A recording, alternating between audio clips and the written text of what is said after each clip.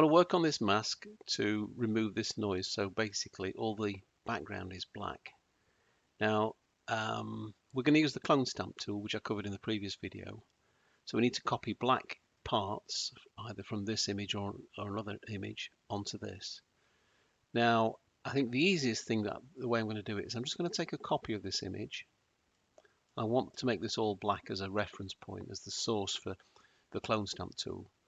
Then I'm going to quickly run a very simple pixel math. Set it to 0. 0 means black, and drag that to this, what will be the source image. That's all now black. Close down pixel math. There we are. Now the next thing is we're going to use this as the source, and this is the target, to blacken out all these noise parts here. So I'm going to open up the clone stamp tool. We've already defined the target by clicking on it just before I opened it. The source we're going to put anywhere within here. Then hold down your control key and left click on the mouse. Go over to here and you can see that's where the target's going to be. Now if you look at these settings, let's just leave that one where it is, and let's make this a bit harder, the opacity, so it shines through more. So what that means is when I start, if you look on the right hand side now, when I start, hold down the left hand mouse button, keep it held down, and start to do this, and basically it's copying where the little cross is on the left hand image to this big circle on the right hand side. I'm going to be careful when I get to I'm not going to quite go to the edge of the nebula, and I'll show you why. I might make this a little bit smaller, because that's quite big for that area there. Well, we might be able to get away with it actually. Let's try. I'll define a new source point there. Let's do this bit here. Looking well. Let's try and tidy up some of these edges. We can zoom in if we wish, but this isn't meant for the final thing. This is just a quick demo how it works. So just removing some of these bits here. Now it's looking better. Now I'm going to have to make a judgment call whether that there is background or nebula. Now I have had a look at some online photographs of the Eastern Veil Nebula, and that does appear to be nebula. However, we might just want to soften the edges. So the way to do that is to bring this opacity right down, and then on the right hand side just do a single click. You can see it's just taking the edge away slightly, it's softening it. That's why the opacity is set so low. We might want to do the same over this side. I think we'll leave that as that. So the next thing, of course, is we need to apply these changes to the clone stamp. Close that down. We can close this source image because we've finished with it. Close it anyway, and there we are. So we've got this masked range mask with clone stamp sorted out all the background bits and bobs there. That's ready to apply. So that's the next part. Now we can start having some fun. Let's apply this range mask to this image here. So you do it by dragging that left icon to below this. Everything will go red. I'm just going to close this mask down for the time being. Don't delete it, because if you do, you'll delete it within here as well. So just minimize that. Let's pop it up there. Now, the way this is at the moment is everything in red is masked. In other words, if you were to use any other tool, for example, the curves tool, which we'll come on to next, these areas are protected. However, we want to do the opposite. We want to protect the nebula and work on the background. So the way you do it is you clicking this image, and you should have these icons at the top here. This one, invert mask. So let's do that. It swapped it round. So everything in red is protected. So the nebula is protected, and everything else we can work on.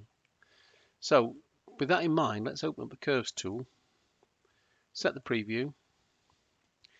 Now, just to prove what I've just said, if I just take the brightness and bring it down, you can see generally it's affecting the background more than the nebula. So what I'm going to do with this part is, before I do this actually, let's just set the saturation of the of the background. Let's bring that down to take some of the colour out. Unfortunately, it is taking away some of the colour of the nebula as well, so it's finding that balance. I think we'll leave it at about there. Let's now look at the brightness. Let's bring that down. Now, the aim of dragging this brightness down is I'm trying to remove that background noise. Maybe not 100% because you can go too far. That's just not very nice. But maybe something like on the edge like that. So it's almost there, it's almost not. Let's apply that. Close that down and let's have a look at what we've got. You can temporarily hide the mask by this button here.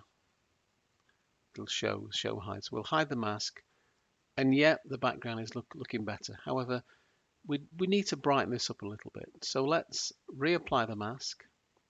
Let's invert it this time. So in other words, we're going to protect that background and work on the nebula.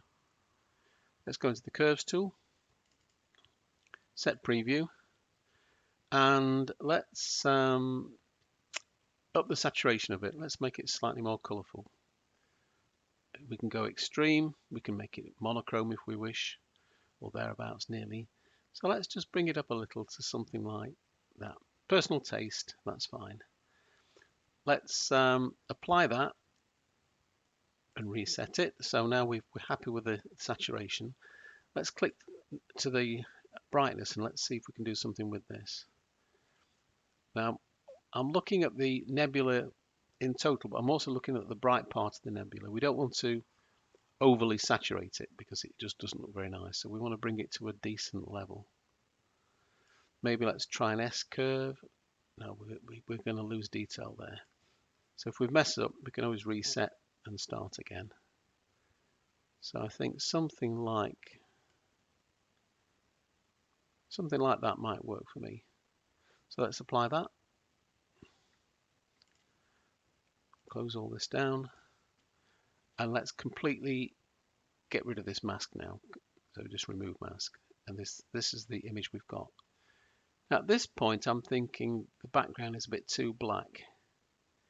So let me reapply this mask. Close that down. Let's switch it because we want to work on the background. Invert. Let's go back to curves. I want to make that background not so black. So if you can click on that and drag it up slightly. Oh, I need to set the preview. Let's start that again. So if you can see that, I want to bring it up so it's a bit more natural. Something that's just not quite black. We'll leave it at that. Still a little mottled, but I'm not going to worry about that. Let's apply this. And let's remove that mask. Okay, if this was a proper session, I'd probably be spending a bit more time on that background because to my eyes it's a little mottled, but I think what we've shown on range selection so far is how useful it is at masking off the nebula and the background so you can work on both separately, and it's quite nice. The only other thing I'll do is a couple of things. It's a little bit blurry, so I'll take the deconvolution tool. I'll use these settings here. And I'll just literally drag that across, and it might take a minute or so just to try and sharpen this up slightly. I'm not going to spend ages on this. Just yeah, that'll do. Straight away we can see there's a difference. We toggle, we can see slightly blurry, a bit sharper. Any more, it's going to start getting mottled, so I'll leave it at that. And then the final step is to add the stars in. Now I've done this. Prepared this earlier. Now the stars image I've got here, I took this from a shorter stack of I think it was 6 minutes worth of stars, and as you can see there's plenty in there. Now I've permanently stretched this, but I could have stretched it even more, and a lot more stars are showing. So the next stage is really just to add these stars back into this image, and this is really straightforward. So we've got this image called here, we've got the stars called stars. So we just open up Pixel Math, and this couldn't be simpler. Open up the expression editor. The name of this image is this one here. Double click it. Then we want to put the plus in there, stars. That's the name of the other image, just there, look, stars. So we're saying basically add these two images together. You can parse it. There's no errors down there, that's good. Then the next step is to apply this to this worked image. Then we get some stars. So we can close that one or just minimize that. And there's the final result. We could do some more on it. We could perhaps curves it a little bit more, maybe to make it pop a bit better. Maybe increase the colors slightly. You know, it's all personal taste, this stuff. Let's have a look. Let's make it a little bit brighter. Bring that down a little bit. Perhaps leave it like that. Let's apply that. Close these things down. There's the final image. So if I open up the initial stack again, a little slow, that's what the initial stack looked like. Just to get it in the same format as this, I'll rotate it and I'll flip it horizontally. We can see just in that video, today's video, we've gone from that to that. I'll probably, if need, I'll do a separate video on how to get these stars looking as nice as they are. Certainly better than these. But there we go. That's mainly covered range selection. Hope that helps, and like I say, ping me if anything's not clear. Cheers.